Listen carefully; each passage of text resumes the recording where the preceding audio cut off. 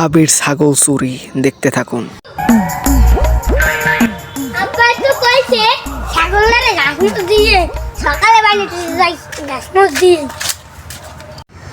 অনেকদিন যাবত পকেটে টাকা পয়সাও নাই, আর পকেটের যে কি অবস্থা, এখন টাকা পাওয়া যায় কই? টাকা তো এখন টাকা কই পাবো? একটা কাম একটা গড়াই তুইবে, এলাকায় দিয়া জলদি একটা কাম গড়াই তুইবে তাড়াতাড়ি। দেখি আশেপাশে কিছু পাওয়া যায়।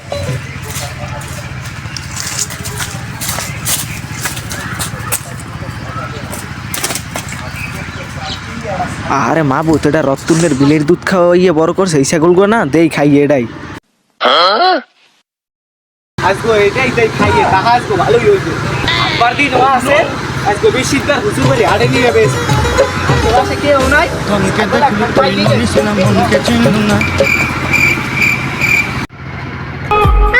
আমার চাকরি করে তোরা কাছে বিলাইতে তাই আমারে গেলি আইরে গাওয়ার আমায় মারি গেলে আমারে দেশা লইরা আমার রাগ হলে